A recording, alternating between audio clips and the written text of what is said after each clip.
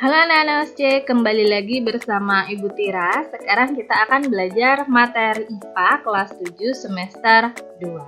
Oke. Semoga kalian semuanya di rumah sehat semuanya, tetap stay at home dan jaga kesehatan. Nah, materi kita kali ini tidak jauh-jauh dari apa sih yang kita rasakan dalam kehidupan sehari-hari.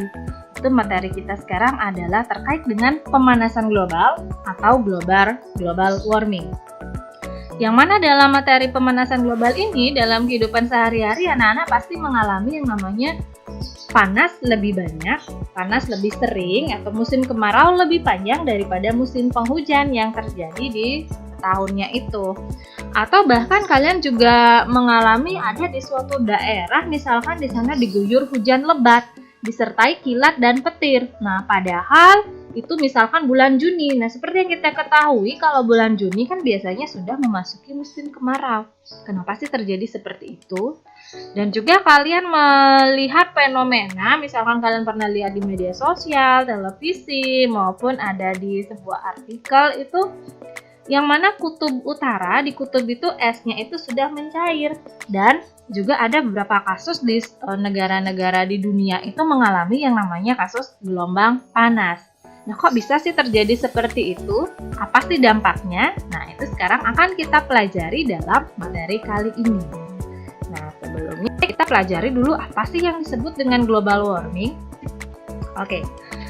Pemanasan global atau global warming itu bisa didefinisikan bahwa suatu proses naiknya suhu rata-rata atmosfer bumi akibat peningkatan emisi gas rumah kaca yang menyelimuti bumi. Yang mana efek yang kalian rasakan di bumi itu adalah bumi terasa lebih panas gitu. Nah, sekarang bumi terasa lebih panas itu karena adanya emisi gas rumah kaca tadi. Yang mana emisi gas rumah kaca atau disebut dengan disingkat dengan GRK atau juga greenhouse effect. Jadi, gas rumah kaca itu adalah suatu jenis gas di atmosfer yang tidak mampu lagi meneruskan radiasi gelombang panjang matahari, tetapi menahan radiasi inframerah yang diemisikan oleh permukaan bumi gitu ya. Nah, cara kerja dari kelompok-kelompok gas rumah kaca tersebut itu dia mirip dengan asap kaca yang berfungsi menahan panas matahari sehingga suhu di dalam rumah kaca tetap hangat.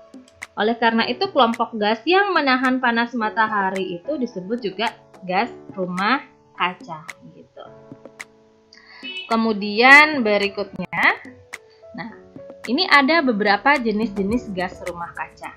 Baik, sebelumnya perlu anak-anak ketahui bahwa gas rumah kaca itu juga bisa dihasilkan dari hasil kegiatan manusia, juga bisa disebabkan oleh secara alamiah. Nah, tapi sebagian besar perubahan komposisi gas rumah kaca di atmosfer itu adalah gas-gas buangan hasil aktivitas manusia. Beberapa aktivitas manusia yang menghasilkan gas rumah kaca itu adalah ada transportasi, kemudian berikutnya ada industri, pembuangan sampah, dan lain sebagainya. Sementara aktivitas alami yang dapat membentuk gas rumah kaca itu salah satunya adalah meletusnya gunung berapi gitu ya. Nah, gas-gas rumah kaca inilah nanti yang terbentuk secara alami maupun aktivitas manusia itu bisa menyebabkan pemanasan global.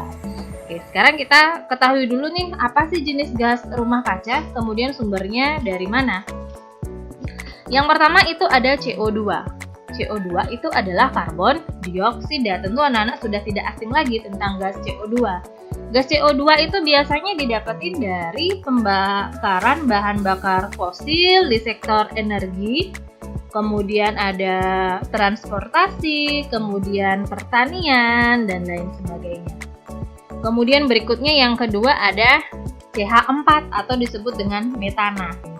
Jadi metana ini salah satunya sumbernya itu dia berasal dari tempat pembuangan sampah akhir. Kemudian juga ada pembakaran biomasa, perubahan tata lahan, dan juga pertanian.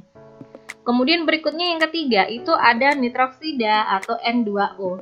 Yang mana nitroksida itu dia bersumber dari pembakaran bahan bakar fosil, industri, dan juga pertanian. Kemudian berikutnya ada hidrofluorokarbon yang disingkat dengan HFC. Yang mana HFC itu salah satu sumbernya itu adalah industri manufaktur, kemudian berikutnya ada industri pendingin atau freon, kemudian juga penggunaan aerosol atau spray. Kemudian berikutnya ada PFC atau perfluorokarbon. Yang mana perfluorokarbon itu dia bersumber dari industri manufaktur, kemudian pendingin, kemudian juga ada penggunaan aerosol. Kemudian berikutnya yang terakhir itu adalah sulfur heksafluorida atau SF6. Yang mana SF6 ini dia bersumber dari industri listrik, kemudian berikutnya ada manufaktur, kemudian industri pendingin atau freon, dan juga penggunaan dari aerosol gitu. Selanjutnya kita akan bahas bagaimana sih mekanisme terjadinya pemanasan global gitu. Nah, mekanisme terjadinya pemanasan global yang pertama itu berasal dari sini. Ini adalah matahari, yang mana radiasi sinar matahari merupakan sumber dari sistem iklim yang ada di bumi. Nantinya, yang pertama, sinar radiasi matahari itu dia akan diserap oleh bumi dan untuk memanaskan bumi dan juga untuk beraktivitas oleh makhluk hidup yang ada di bumi. Salah satunya adalah kita. Kita sangat memerlukan radiasi matahari dalam kehidupan sehari-hari. Selain untuk berjemur dalam musim COVID-19 ini ya, kita kan diwajibkan berjemur. Selain itu juga digunakan untuk menjemur pakaian, kemudian menjemur padi dan lain sebagainya.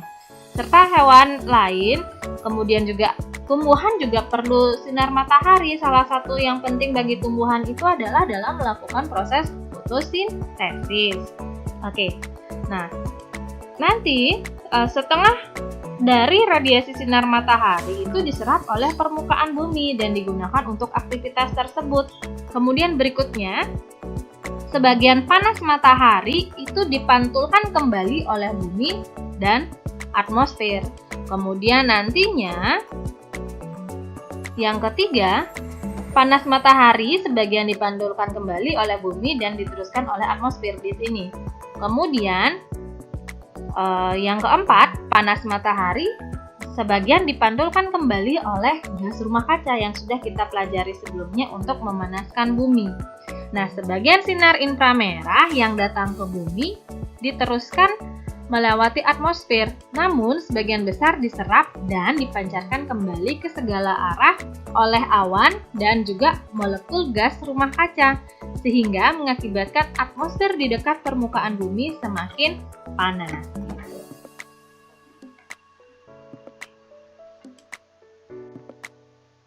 Seperti yang kita tahu bahwa faktor penyebab pemanasan global itu bisa terbentuk karena alami maupun dari aktivitas manusia. Tetapi salah satu penyebab pemanasan secara global tersebut itu paling umum atau paling besar disebabkan oleh aktivitas manusia. Beberapa aktivitas manusia tersebut salah satunya adalah yang pertama penggunaan dari bahan bakar fosil. Ya. Nah, penggunaan bahan bakar fosil salah satunya itu adalah di pabrik yang nantinya dia akan menghasilkan yang namanya asap pabrik. Jadi asap pabrik itu merupakan salah satu hal yang sangat mengerikan bagi kita ya.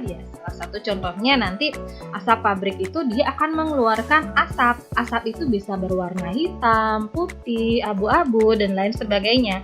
Jadi asap pabrik itu sangat berbahaya karena mengandung karbon dioksida, karbon monoksida, dan juga gas-gas lainnya. Selain berbahaya untuk lingkungan, yang paling penting dari penggunaan bahan bakar fosil itu adalah merugikan kesehatan manusia, yang mana manusia itu akan diserang pada sistem pernapasannya. Gitu. Kemudian yang kedua, itu adalah polusi kendaraan dari bahan bakar bensin. Kalian sudah tentu tahu dalam kehidupan sehari-hari kendaraan apa saja sih yang menggunakan bahan bakar bensin. Nah sekarang kendaraan bahan bakar bensin itu juga penyumbang terjadinya pemanasan global. Yang mana nanti asap dari kendaraan bermotor ini, asapnya itu dia mengandung gas karbon dioksida yang nantinya dapat memicu terjadinya efek rumah kaca. Kemudian berikutnya, jadi karena kalian sudah mengetahui bahwa bahan bakar bensin itu yang ada pada kendaraan dapat memicu terjadinya pemanasan global, jadi Ibu harapkan anak-anak benar-benar bijak, harus bijak dalam menggunakan kendaraan. Kalau bepergian jauh dan juga beramai-ramai, silakan menggunakan transportasi umum. Kalau misalkan mau berpergian dalam jarak yang dekat, silakan kalian bisa menggunakan sepeda atau juga bisa berjalan kaki. Kemudian berikutnya yang ketiga itu adalah kerusakan dari hutan. Kerusakan hutan salah satunya kan disebabkan oleh adanya penebangan hutan. Yang mana nanti kalau sudah terjadi penebangan hutan, itu dampaknya adalah nanti menurunnya tingkat penyerapan gas karbon dioksida. Kan kalian ketahui itu adalah tumbuhan dia yang akan menyerap gas karbon dioksida. Sehingga dengan demikian kadar karbon dioksida di atmosfer itu dia akan meningkat sehingga akan memicu terjadinya suatu pemanasan global gitu. Nah, semakin banyak penebangan hutan di negara kita akan jadi terancam. Jika hutan terancam, maka terancam pula makhluk hidup lainnya seperti manusia dan hewan. Padahal peran dari tumbuhan itu adalah sangat penting bagi kehidupan kita. Kemudian berikutnya, yang keempat itu adalah pembuangan sampah. Yang mana sampah organik yang mengalami pembusukan itu nanti dia akan menghasilkan gas metana. Gas metana terlepas ke udara akan meningkatkan konsentrasi gas rumah kaca yang ada di atmosfer. Kemudian juga nanti misalkan sampah-sampah yang ada di sini di tempat pembuangan sampah akhir itu akan dibakar. Pembakaran sampah yang berlebihan juga berbahaya. Jadi kalian silakan nanti bijaklah dalam pembuangan sampah atau bijaklah dalam mengolah sampah. Kemudian berikutnya, faktor penyebab pemanasan global lainnya itu ada di bidang pertanian dan juga peternakan. Yang mana pertanian dan peternakan itu dia akan menghasilkan limbah tanaman sisa panen seperti daun, batang, dan bagian lainnya yang nantinya bisa mengalami pembusukan secara anaerob. Pembusukan sisa-sisa tersebut akan menghasilkan gas metana, yang mana gas metana itu adalah salah satu gas dari rumah kaca. Sementara limbah tanaman yang dibakar akan menghasilkan asap yang mengandung gas karbon dioksida. Selain itu juga pupuk dengan kandungan nitrogen yang sering digunakan dalam pertanian juga ada gas metananya. Sementara sektor peternakan dia menghasilkan emisi karbon yang turut serta dalam pembentukan efek rumah kaca sehingga mempengaruhi pemanasan global. Kemudian yang keenam atau yang terakhir itu adalah penggunaan alat penghasil CFC. CFC adalah fluorokarbon. Yang mana aktivitas itu salah satunya adalah dari freezer, industri pendingin, kemudian cat tembok, habis itu ada hairspray dan lain sebagainya. Nanti CFC itu terlepas ke atmosfer akan diuraikan oleh sinar ultraviolet sehingga akan melepaskan klorin. Klorin yang terlepas nanti itu dia akan memecah ikatan gas-gas lain di atmosfer termasuk lapisan ozon. Sehingga terjadi penipisan lapisan ozon. Lapisan ozon itu dia kan berfungsi melindungi bumi dari radiasi sinar UV yang dipancarkan oleh matahari. Kalau misalkan lapisan ozon rusak, sinar UV akan menerobos atmosfer bumi sehingga bumi terasa makin panas. Pemanasan global yang terjadi secara terus-menerus dapat mengakibatkan kerusakan kehidupan di bumi. Nah, adapun beberapa dampak dari pemanasan global itu yang pertama adalah iklim menjadi tidak stabil. Pemanasan global juga dapat mengakibatkan perubahan iklim yang sangat ekstrim yang bisa terjadi itu bisa menyebabkan perubahan pola curah hujan. Perubahan pola curah hujan itu dapat mengakibatkan terjadinya bencana banjir ataupun kekeringan di suatu daerah. Seperti yang terjadi di negara kita, datangnya musim hujan dan musim kemarau itu tidak bisa lagi diprediksi, sehingga itu memberikan dampak yang begitu penting. Salah satunya adalah adanya bencana alam seperti angin puting beliung dan juga badai yang semakin meningkat. Kalian bisa lihat pada gambar di sini. Kemudian dampak yang kedua itu adalah mencairnya es di kutub. Nah, mencairnya es di kutub itu juga disebabkan oleh salah satu perubahan temperatur. Ya, jadi selain perubahan temperatur itu yang menyebabkan suhu semakin panas, juga bisa menyebabkan es yang berada di kutub utara dan kutub selatan juga ikut mencair. Nah, kalau sudah demikian, nanti volume air laut itu dia menjadi meningkat sehingga habitat beruang kutub juga turut berkurang. Lalu nanti beruang kutubnya tinggal di mana? Apakah tinggal sama kita? Kan tidak bisa, gitu ya. Nah, ini bisa dilihat gambarnya.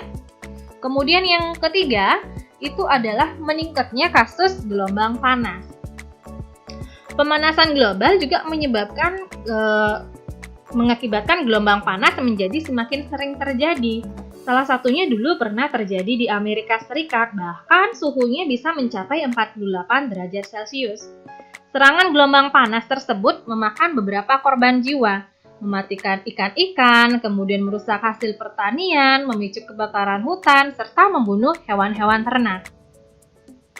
Kemudian berikutnya itu adalah gangguan kehidupan yang ada di laut atau kerusakan biota laut. Nah, salah satu contohnya itu adalah kenaikan suhu tersebut itu dia bisa menyebabkan yang mana kehidupan di laut itu terganggu. Salah satunya adalah efeknya terhadap terumbu karang gitu. Jadi nanti misalkan terumbu karang biasanya kan berwarna-warni, nanti terumbu karang itu dia bisa berwarna putih. Suhu air yang tinggi dapat mengakibatkan kerusakan yang disebut juga dengan istilah pemutihan karang. Pada proses itulah karang-karang melepaskan ganggang-ganggang yang memberikan warna dan makanan pada karang sehingga karang menjadi putih dan mati. Peningkatan suhu air juga mempermudah penyebaran penyakit yang sangat mempengaruhi kehidupan biota di dalam laut. Gitu. Kemudian berikutnya ada gangguan ekologis. Nah, gangguan ekologis di sini ya, gangguan ekologis di sini bisa kalian lihat gambarnya di sini. Kalau terjadi gangguan ekologis, hewan dan tumbuhan sulit dia menghindar dari efek pemanasan global, sehingga nanti hewan cenderung untuk bermigrasi ke tempat yang lain. Sementara nanti yang akan terjadi itu adalah hewan cenderung bermigrasi ke arah kutub atau ke atas pegunungan mencari daerah baru karena habitat lamanya menjadi terlalu panas. Sementara tumbuhan juga akan mengubah arah pertumbuhannya. Akan tetapi, aktivitas dan pembangunan manusia akan menghalangi perpindahan tersebut. Spesies-spesies yang bermigrasi ke utara atau selatan yang terhalangi oleh kota-kota atau lahan-lahan pertanian bisa saja menjadi mati. Sehingga beberapa tipe spesies yang tidak mampu berpindah menuju kutub mungkin juga lama-kelamaan akan menjadi musnah gitu. Kemudian berikutnya, dampak yang terakhir dari pemanasan global itu adalah gagal panen. Nah, ini yang sangat merugikan dalam kehidupan kita. Salah satunya adalah merugikan petani. Yang mana kalau gagal panen itu kan di Indonesia juga sering terjadi akhir-akhir ini. Nah, pemanasan global mempengaruhi hasil panen itu karena pemanasan global bisa menyebabkan kekeringan lahan. Jika lahannya kering, nutrisi yang dibutuhkan dari tumbuhan juga tidak tercukupi, sehingga panennya terganggu, gitu ya. Terjadinya pemanasan global sebagian besar diakibatkan oleh aktivitas manusia. Oleh karena itu, sebagai bentuk kelalaian manusia, sudah sepantasnya manusia juga harus melakukan upaya pencegahan. Nah, contoh upaya pencegahan pemanasan global yang bisa dilakukan yang pertama itu adalah salah satunya penghematan energi. Yang mana manusia banyak sekali menggunakan energi berupa bahan bakar fosil untuk keperluan kehidupan sehari-hari. Nah, sekarang adapun upaya agar terciptanya penghematan energi tersebut, yang pertama itu adalah kalian bisa melakukan hemat listrik. Matikan listrik jika tidak digunakan. Kemudian juga bisa menggunakan alat-alat elektronik yang hemat energi. Kemudian yang ketiga, jadikan gaya hidup setiap hari. Maksudnya gaya hidup itu adalah gaya hidup hemat energi itu kalian biasakan dalam kehidupan sehari-hari. Selain itu juga kalian bisa menggunakan alat transportasi umum jika bepergian jauh. dan menggunakan alat transportasi yang ramah lingkungan seperti sepeda dan jika bepergian dekat. Kemudian berikutnya, juga kalian bisa menggunakan mesin-mesin industri dengan daya yang rendah. Itu yang pertama. Kemudian yang kedua itu adalah penggunaan energi alternatif. Penggunaan energi alternatif itu juga disebut dengan energi terbarukan. Yang mana energi terbarukan itu adalah energi yang bisa mengalami pemulihan secara alami serta proses pembaruan energinya bisa terus berkelanjutan. Salah satunya itu adalah kalian bisa menggunakan yang namanya sel surya atau panel surya seperti ini. Nah, sel surya atau panel surya itu dia berfungsi untuk mengubah cahaya matahari, ya, dia mengubah cahaya matahari menjadi energi listrik gitu. Berarti energi listriknya langsung berasal dari matahari seperti itu ya. Nah, meskipun sangat membantu untuk menanggulangi pemanasan global, ternyata panel surya itu juga masih masih langka atau belum begitu banyak orang yang mengenal. Nah, dengan demikian jadi silakan kalian mencari banyak sumber informasi dari internet, kemudian media yang lainnya biar informasi-informasi yang bagus itu kalian banyak mengetahui gitu. Kemudian juga selain itu, contoh energi alternatif lainnya yang bisa dimanfaatkan itu adalah energi air, energi angin, energi panas bumi, dan juga energi nuklir. Oke, kita lanjutkan. Kemudian yang ketiga, itu kalian bisa melakukan yang namanya pengelolaan sampah secara tepat. Nah, pengelolaan sampah secara tepat, kalau biasanya kita kan belajar itu ada 4R. Nah, sekarang kita pengelolaan sampah itu kita bisa tambah lagi satu jadi 5R. Yang pertama itu adalah reuse. Oke. Nah, sekarang reuse itu berarti mulai menolak penggunaan plastik secara berlebihan. Misalnya menolak penggunaan kantong plastik dan memilih tas kain. Kemudian berikutnya ada reduce. Kalau reduce itu adalah dilakukan dengan menerapkan berbelanja sesuai kebutuhan agar tidak mubazir, nggak boleh menimbun-menimbun gitu ya. Kemudian berikutnya yang ketiga adalah reuse. Reuse itu adalah menggunakan barang yang bisa dipakai berulang kali, misalnya membawa tempat makanan dan minum sendiri. Kemudian berikutnya ada recycle. Kalau recycle itu adalah mendaur ulang sampah atau barang bekas menjadi produk baru yang memiliki nilai manfaat. Kemudian berikutnya ada road. Itu adalah mengolah sampah dapur menjadi kompos sehingga nanti bisa mengembalikan zat organik ke alam untuk menyuburkan tanah gitu.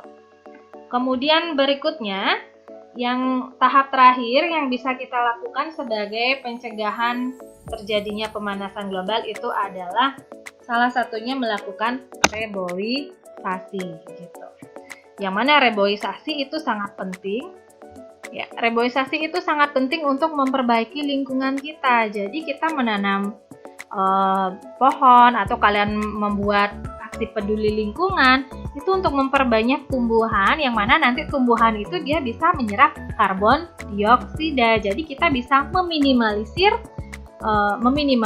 adanya emisi gas rumah kaca. Salah satunya itu adalah karbon dioksida.